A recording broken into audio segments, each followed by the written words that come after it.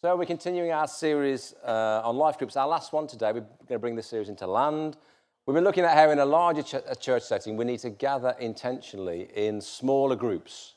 And we do this for a number of reasons. Jake looked at some of the key areas we've been looking at over the past few weeks. Here we're looking at community, growth, encouragement, vulnerability. And today I want to look at this whole aspect of worship. Jake did a fantastic job over the past 2 weeks. If you missed any of those talks, you can catch them on our YouTube channel. He did a great job last week talking about vulnerability and how we can connect authentically with each other, and how vulnerability is a really key part of that, letting people in, letting people really see who we are. So worship. Well, worship is the most churchy word on that list, isn't it? If you went out into the streets and you asked people about that list and what do those words mean, well, I'd probably be able to tell you what community meant, what growth meant, what encouragement meant, what vulnerability was. But if you say what's worship, they'd probably be less familiar. It's the most sort of Christian-y, churchy word up there. What do we mean by worship? Well, the Oxford Dictionary defines it this way: the feeling or expression of reverence and adoration for a deity. Not a very catchy description, is that really? Doesn't really describe, I think, what we feel our experience and expression of worship is. It's not very catchy, but it is accurate. And in modern Christian churches like Riverside, we tend to think of worship as being the bit that we've just done, the bit with the music and the instruments and the songs. That tends to be the thing that we talk about when we think about worship. But singing songs to God is one aspect of worship. Worship has much more expression to it than just singing songs.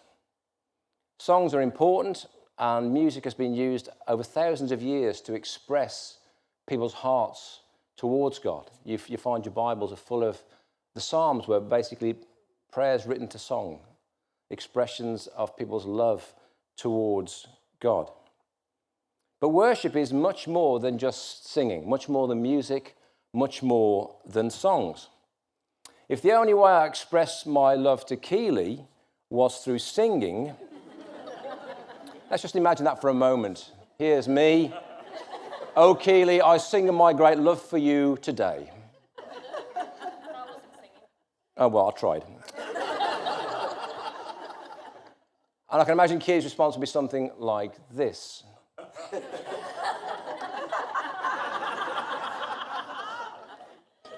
If our relationship was only expressed through singing, then I think our relationship would be somewhat limited. And it's the same with God.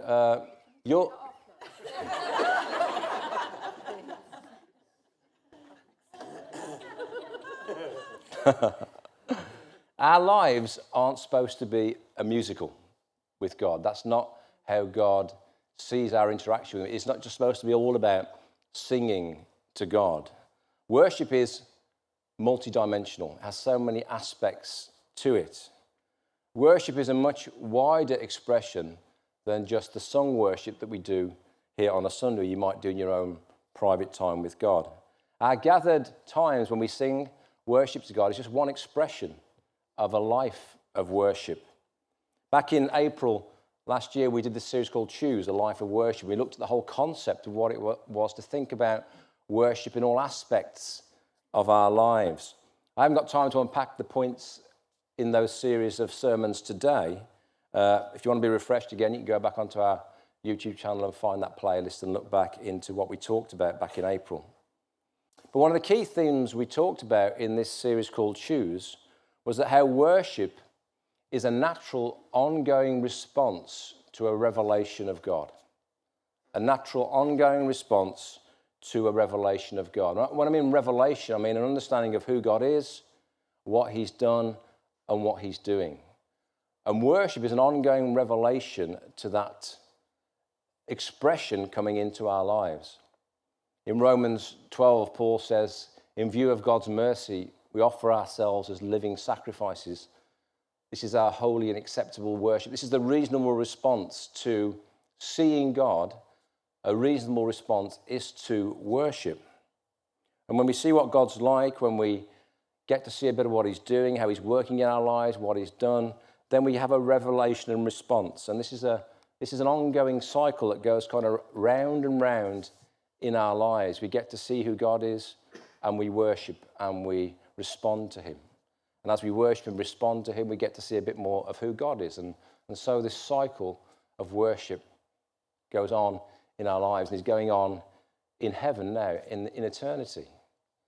The angels and the heavenly creatures are continually seeing who God is, and they're worshipping. Worship doesn't ever dry up if we're in the presence of God. And this revelation of who God is can come at any point in our week. It can come on a Sunday as we sing songs. It can come at any point in our week. It's not limited to times when we gather. The worship in our lives can be stimulated by all sorts of things that we encounter. In Psalm 121, the psalmist writes, "I lift my eyes up to the mountains. Where does my help come from? My help comes from the Lord, the maker of heaven and earth." So as the psalmist looks to the glory and splendor of the mountains, he's reminded of who created them. He's reminded of God, and he worships God in that moment. And so creation can lead to a revelation which leads to worship. If any of you have gone out somewhere and walked in the mountains or been on the high seas or experienced the grandeur of the creation, often you can find it a very intimate and worshipful moment. Anyone had that experience? Just being somewhere that draws worship from you because of the sheer splendor. Even going out on a dark night and looking up the constellations, for me, can draw worship from me because of the beauty and the splendor of creation. And so these big things can draw forth worship, but so can the small things. I was chatting to someone recently over lunch that during COVID, for me, one of the things that drew worship from me was the boiled egg. I can remember sitting and thanking God for the simplicity and nourishment I was finding in a boiled egg. I was thanking God for the fact I could taste, the fact I could enjoy the nourishment and all the tastes. Now, some of you might hate boiled eggs, but hey, that's a beautiful boiled egg up there, isn't it? Just the simplicity and the taste and the fact that God provides for me, the fact that God nourishes me, the fact that God equipped me to be able to taste food, not just eat food. I could actually experience the different tastes that were present. I could take pleasure in the humblest of things, eating a boiled egg. Now, strange as it seems, the egg drew forth worship from me because the egg revealed something of the nature of God to me, even the smallest thing, the simplest thing. And because I had that revelation of God through the boiled egg, I could respond in adoration and worship. Now, just be clear, I didn't jump up and write a worship song with the boiled egg at the central theme. I'm not going to release that any moment soon. But I became aware of the goodness of God through the simplicity of an egg. And that awareness of God in that simple moment led me to respond in worship. And this is how simple worship can be. It can be the simplest thing in your life that reminds you of God. You suddenly become aware of God in a moment, in the simplest thing, and that can elicit just a quiet response of worship from you. And it's that awareness of God in all things that draws us into a life of worship. But sometimes in the everyday, in the busyness of our lives, the frenetic nature of modern living, we lose sight of God. We lose sight of the presence of God and the awareness of God in every day. And that's where being part of a life group can really help us.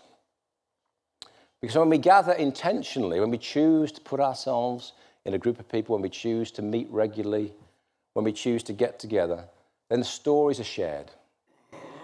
I think I shared my boiled egg story in my small group as it was back then, because I wanted to share how God was reminding me of his presence even in the smallest things. And when you hear about the activity of God in other people's lives, It reminds you that God is present in your life. It reminds you that God is active in your life, that God is present in the small things in your life. Even if you can't perceive it, when you hear someone else's story, it reminds you of God's activity in your life. And sometimes when we go to our small group, as it was, or our life group now, we're not feeling great. We're not feeling particularly spiritual. We're not feeling maybe even that we want to go. But we make the choice. We choose to go, and we choose to get there, and we choose to connect with the people. And then someone shares a story, and it's like suddenly the blanket's taken off again, and we see God. We're reminded of God in the midst of our own lives. God's still there, even though we don't sense him. And that revelation can draw forth worship from us. I've invited Casey to come and share a story that she shared in her life group. So I wanted to come and tell a little bit of a story about how this awareness came back for her. Let's welcome Casey. Hello. So I shared recently in my life group about an experience that I had back in November last year. And it was a time where Dave and I had gone away to stay with some friends. And I was feeling particularly distant from God, like really, really, really distant.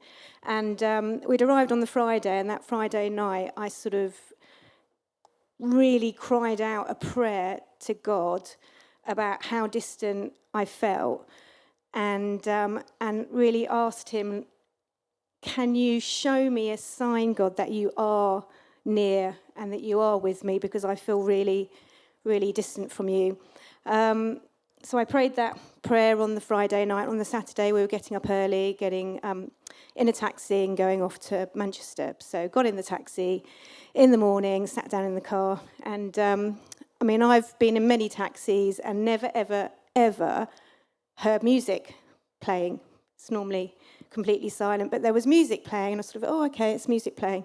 And then I realised that it was worship music playing in the taxi. And Dave and I sort of looked at each other. I was like, there's worship music playing in the taxi. That's just really unusual and like, wow.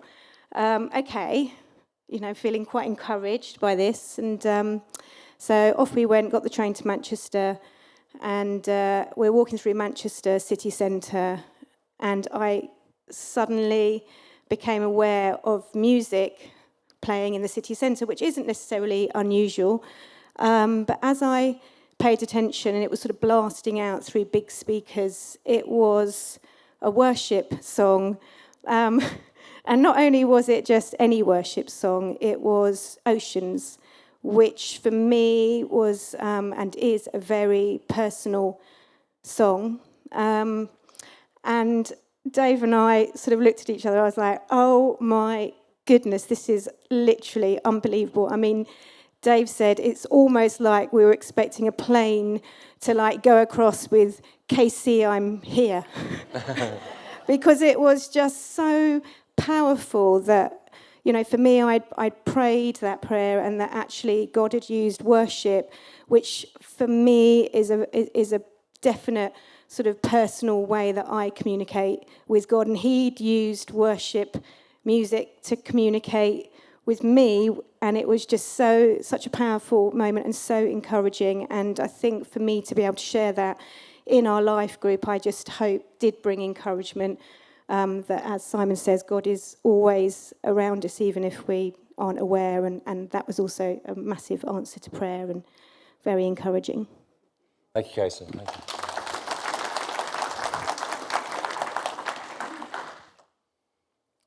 So not only did God encourage Casey, but when she would have shared that story in her group, it would have also encouraged the people around them who might have also been feeling distant from God at that time, that God actually is present. Even when we don't expect it, God is wanting to cut through and remind us that he's present all around us all the time. And that stimulation to worship and to come back into a relationship with God.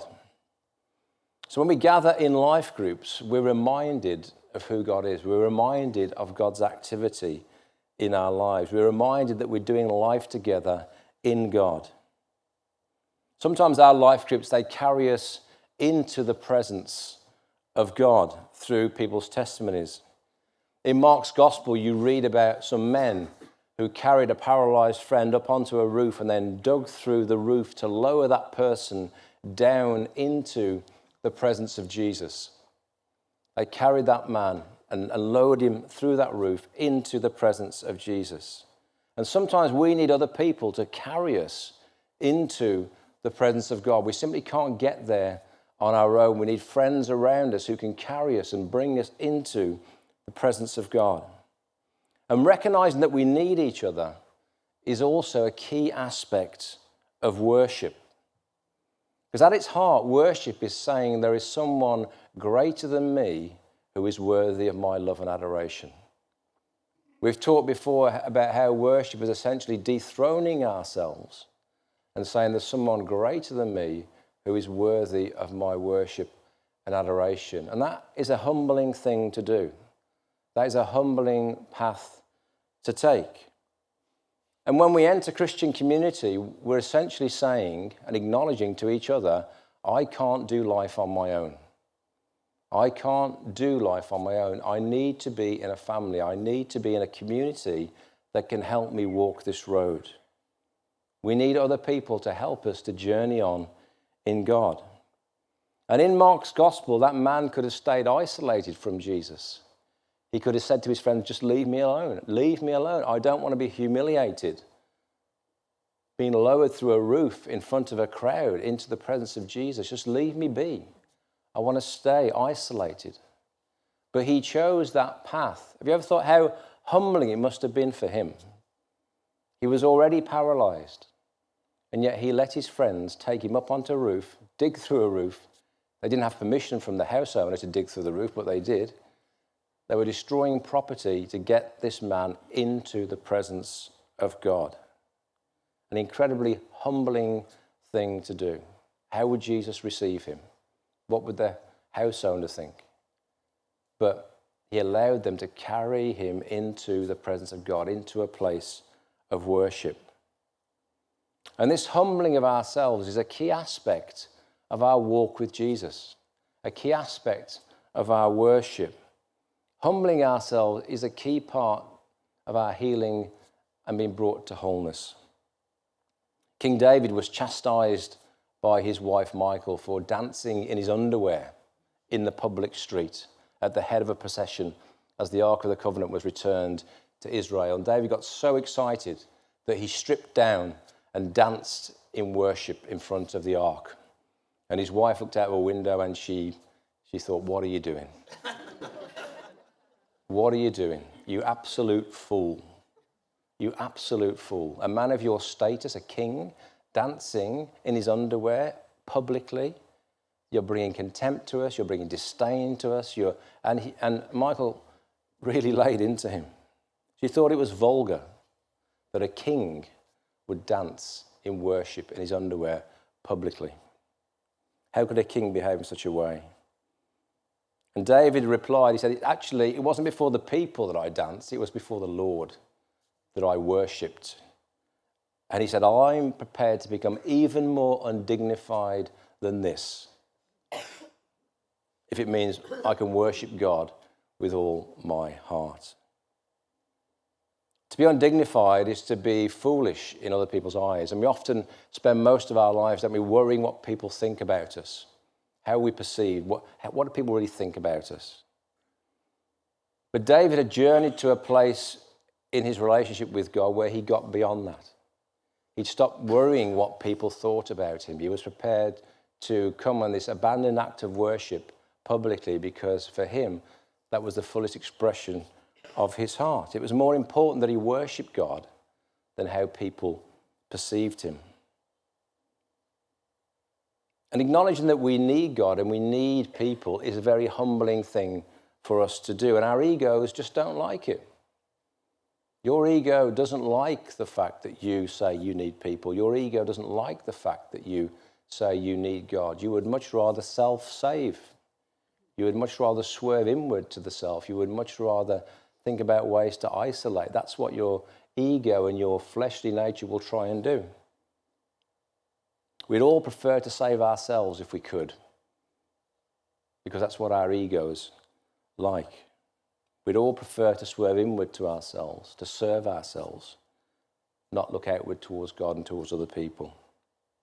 And we've said before, haven't we, how the self has a kind of gravity that we have to fight against. We have to keep trying to turn ourselves outward, away from the gravity of the self, which the Bible calls sin. And the gravity of self-worship in all of us is very strong. It's very strong. And we have to continue to fight against that gravity of self-worship if we're going to turn outward towards worshipping God and being in community with other people. We've said, haven't we, in this series, we all need community, we all need vulnerability, we all need encouragement in our lives if we're truly to thrive. And often we need friends to carry us back into the presence of God so we encounter those things. The paradox is, guys, you need people to help you get into God's presence to worship, but worship will lead you to a place where you don't care what people think. You need the people to help you get there, but ultimately when you get there, God is looking to release you into a place where actually you don't care what the people think about you because you want to abandon yourselves in worship to God, just like David did.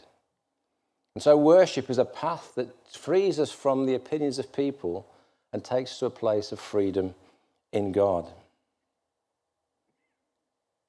And God uses the people around you as a conduit for his love and his grace to help bring you to that place of worship. We simply can't do it on our own. We need safe spaces like life groups to create the environment where we're truly set free to worship. I remember my first experience in a small group many, many years ago, and actually finding this beautiful, sweet opportunity just to worship and just to be set free. I can remember kneeling on the floor of someone's lounge, not caring what anyone else thought about me. For the first time in my life, I felt free of people's opinions. I could just kneel on this carpet and just hold my hands up and sing these simple songs and be at peace with God in worship. So as we come into these groups intentionally, as we come into community, our hearts are warmed by God's love. Our fear of rejection, our insecurities, they start to fall away. And God begins to heal us and bring us to wholeness. And suddenly these beautiful worshiping communities are created. We have a wonderful time when we gather on a Sunday. But we also have these beautiful intimate times when we're together in smaller groups. And worship doesn't have to be sung. It doesn't have to have music. It can just be in the simple sharing of a story. And once again, we're reminded of who God is. We have a revelation of the activity of God in our lives, and our hearts are warmed to respond to him.